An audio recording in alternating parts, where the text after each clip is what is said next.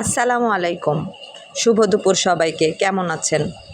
অনেক দিন পর আজকে আমি একটি বড় ভিডিও দিব, আমার উদ্যোগের তৈরি লাচ্চা সেমাইয়ের ভিডিও। সবাই ভিডিওটি সম্পূর্ণ দেখবেন, তাহলে ভিডিওর সম্পূর্ণ প্রণালী বুঝতে পারবেন। আমি প্রথমে ময়দাটা সুন্দর করে সামান্য চিনি দিয়ে আর পানি দিয়ে, ঠান্ডা নর্মাল পানি দিয়েই আমি মেখে নিয়েছি। কিছুক্ষণ রাখার পরে এখন হচ্ছে আমি এই ময়দার ডোগুলো ভিজাবো এই বাটার, ঘি এবং আপনার সয়াবিন তেল ও হচ্ছে কর্নফ্লাওয়ারের মধ্যে।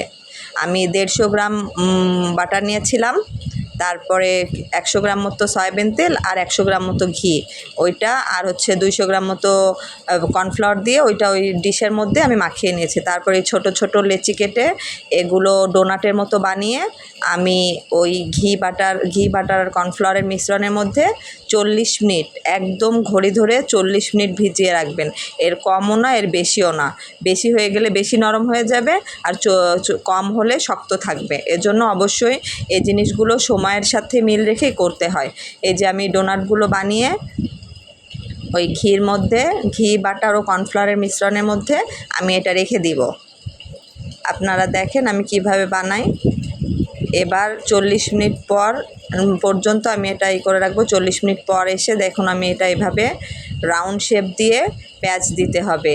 আর এই প্যাঁচটাই কিন্তু লাচ্চা সেমাইয়ের মেন কোর্স। আপনার এটা প্রতিটা লেচির কমপক্ষে 19 থেকে 20টা প্যাঁচ দিতে হবে। আপনারা দেখুন আমি কিভাবে প্যাঁচ দিচ্ছি। এটা আমার অর্ডারই ছিল, এটা অনেক দিন আগের ভিডিও, আমি আবার এটা একটু আপনাদেরকে দেওয়ার জন্য এটা আমি সুন্দর করে করেছি।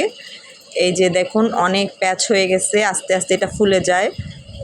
প্রায় আমার যে মিশ্রণটা, আমার যে ঘি বাটার আর কর্নফ্লাওয়ারের মিশ্রণটা কিন্তু প্রায় শেষ হয়ে এসেছে। আমার এটা 19-20টার মতো প্যাচ অলরেডি হয়ে গেছে। যখন প্যাচটা কমপ্লিট হয়ে যাবে তখন আমি এটা ভাজতে চলে যাব। দেখুন অনেক সময়ের ব্যাপার, এক লাচ্চা সেমাই বানানো যায় তাই ব্যাপার না। প্রচুর, অন্ততপক্ষে 1 কেজি সেমাই বানাতে 2 থেকে 3 ঘন্টা পরিশ্রম দিতে হয়।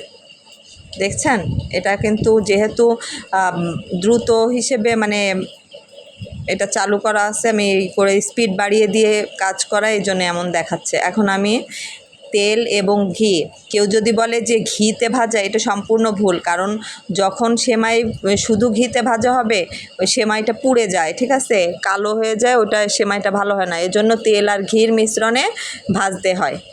সবাই কিন্তু তেল আর ঘির মিশ্রণেই ভাজে। কেউ যদি বলে শুধু ঘিয়ে ভাজে, এটা সম্পূর্ণ মিথ্যা কথা। যাই হোক, আমি তেলের মধ্যে ঘি দিয়ে ভেজে এই যে এভাবে একটা প্লেটের পরে চাপ দিয়ে দিয়ে এটা ভাজতে হয়। এই যে 10 মিনিট করে এক এক পিঠ ভেজে তারপর উল্টায় দিয়ে আবার এই করে শক্ত হওয়া পর্যন্ত ভাজতে হবে।